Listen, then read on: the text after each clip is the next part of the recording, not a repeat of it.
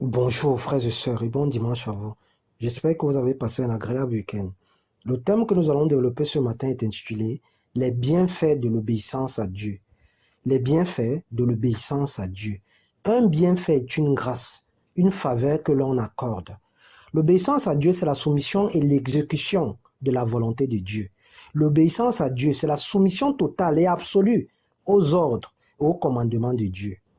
L'amour de Dieu pour chacun de ses enfants est immense, un amour inconditionnel.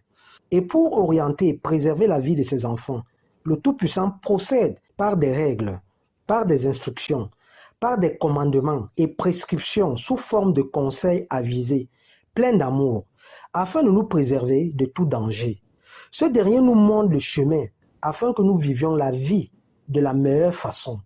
Mais il y a un prix à l'excellence, un prix pour accéder à la véritable bénédiction. Deutéronome 28, le verset 2 déclare: toutes les bénédictions t'atteindront quand tu obéiras à la voix de l'Éternel ton Dieu. Quand tu obéiras à la voix de l'Éternel ton Dieu, l'obéissance à Dieu rapporte toujours. Mais pour bénéficier des retombées de notre obéissance, nous devons assumer les responsabilités qui en découlent. Nous devons être bien disposés pour recevoir ce qui nous a été réservé par l'Éternel. L'obéissance à Dieu est vecteur de plusieurs niveaux de succès dans notre vie. Et chaque pas d'obéissance est source de bénédiction, source de sagesse, source de la crainte de Dieu. L'obéissance à Dieu vaut mieux que les sacrifices et les offrandes. C'est à travers l'obéissance que nous sommes agréables à Dieu. La vraie obéissance est aveugle. Pas besoin de comprendre les tenants et les aboutissants. Juste croire. L'obéissance à Dieu est un signe de confiance, un signe d'une foi inébranlable en Dieu. L'obéissance à Dieu est un signe majeur de la nouvelle naissance, un signe de la maturité spirituelle. L'obéissance à Dieu consiste à s'abandonner totalement à Dieu, à dépendre de ce dernier, à marcher selon ses commandements, selon les préceptes de Dieu. L'obéissance à Dieu, c'est mourir en soi pour revêtir l'homme nouveau qui est passionné de Dieu. L'obéissance est l'émanation de notre amour pour Dieu et du respect des ordres et des commandements de Dieu. L'obéissance à Dieu, frères et sœurs, est source de réussite. C'est la porte qui nous conduit dans la bénédiction. C'est la porte qui nous conduit dans l'élévation. Et Deutéronome 28, le verset 13 déclare: l'Éternel fera de toi la tête et non la queue. Tu seras toujours en haut et jamais en bas, lorsque tu obéiras au commandement de l'Éternel ton Dieu, que je te prescris aujourd'hui. Si nous veillons à mettre en pratique tous les commandements que le Seigneur nous communique, à coup sûr, nous serons la tête et non la queue. À coup sûr, nous serons toujours vainqueurs, victorieux de chaque situation, de chaque combat, victorieux de chaque ennemi qui se dresse devant nous. C'est ce qui est d'ailleurs écrit dans Deutéronome 28, le verset 7. Nous lisons: l'Éternel te donnera la victoire sur tes ennemis qui s'élèveront contre toi. Ils sortiront contre toi par un seul chemin et s'enfuiront devant toi par 7 chemins. Voilà le pouvoir d'obéir aux commandements et aux préceptes de Dieu. Et chaque enfant de Dieu doit s'atteler à obéir au Tout-Puissant pour être agréable à ce dernier, pour toucher son cœur. Pour toucher son cœur, nous devons obéir. Un enfant obéissant a toujours l'accompagnement de son père, a toujours l'accompagnement de sa mère. Nous devons être obéissants. Nous devons être obéissants. Si nous voulons nous élever spirituellement et physiquement, si nous voulons croître de façon exponentielle, de façon continue, nous devons automatiquement obéir aux commandements et aux préceptes du Tout-Puissant, car ce dernier procure la réussite en toutes choses. L'obéissance à Dieu passe par la parfaite maîtrise de sa parole et par sa mise en pratique.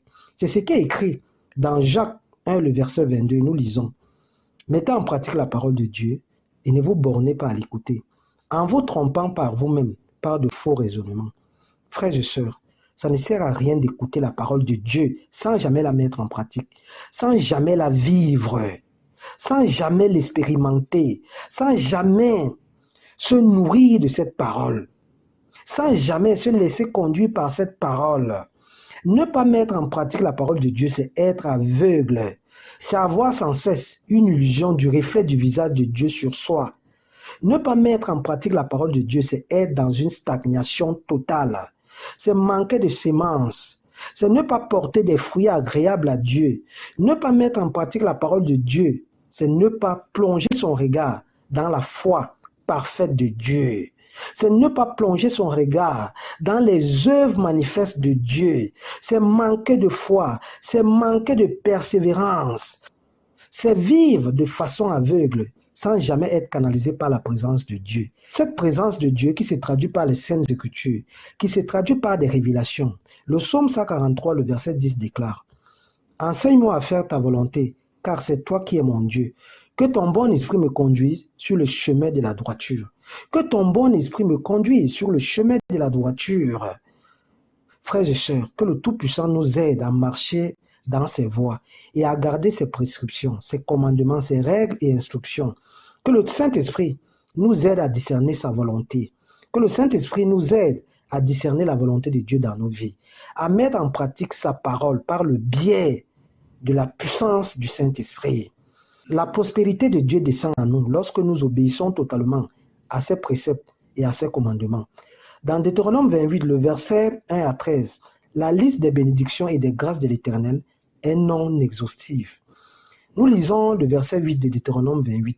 L'Éternel ordonnera la bénédiction d'être avec toi, dans tes greniers et dans toutes tes entreprises. Il te bénira dans le pays que l'Éternel ton Dieu te donne. Et dans le verset 11 et 12, il est écrit: l'Éternel te comblera de bien en multipliant le fruit de tes entrailles, le fruit de tes troupeaux et le fruit de ton sol, dans le pays que l'Éternel a juré à tes pères de te donner. L'Éternel t'ouvrira son bon trésor, le ciel, pour envoyer à ton pays la pluie à son temps et pour bénir tout travail de tes mains. Tu prêteras à beaucoup de nations et tu n'emprunteras point.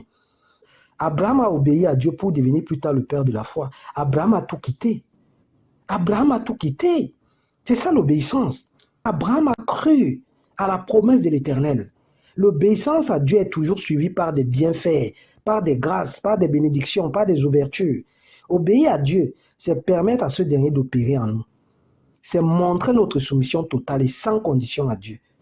C'est permettre l'accomplissement de la volonté de Dieu dans nos vies. Chaque enfant de Dieu doit s'atteler à obéir à son Dieu, car c'est lui qui nous accorde le souffle de vie. C'est lui notre Père. Il sait ce dont nous avons besoin. Et chaque père veut le bonheur de son enfant, veut l'élévation de son enfant. Chaque parent veut cela pour son enfant. Et Dieu sait ce dont nous avons besoin. Arrêtons de nous lamenter. Arrêtons avec des faux raisonnements. Laissons Dieu nous conduire. Laissons Dieu nous tenir la main. Il sait où il nous mène. Le Tout-Puissant sait où il mène chacun de ses enfants. L'obéissance à Dieu est le propre de tout véritable enfant de Dieu. Dieu est notre Père céleste à tous. Et nous devons marcher selon ses commandements, selon ses préceptes, pour pouvoir hériter du royaume des cieux. Nous devons marcher selon les préceptes de Dieu pour ne pas vivre dans la confusion, dans la dépression, dans les ténèbres, dans l'obscurité, pour ne pas vivre dans le péché. Frères et sœurs, marchons et écoutons la voix du Saint-Esprit, et nous n'accomplirons pas les œuvres de la chair. Nous ne marcherons pas en opposition avec la volonté de Dieu. Chaque enfant de Dieu doit obéir à son Dieu. Dieu sait où il nous mène. Soyons sans crainte. Obéissons aveuglément à Dieu. Le Tout-Puissant est le créateur de toutes choses et il connaît toutes choses en avance. Faisons confiance à Dieu. Restons figés à Dieu. Attendons le temps de Dieu. Car ce dernier a un plan parfait pour chacun de ses enfants. Bon dimanche et bon début de semaine. C'est ce thème qu'on avait à développer ce matin. Merci.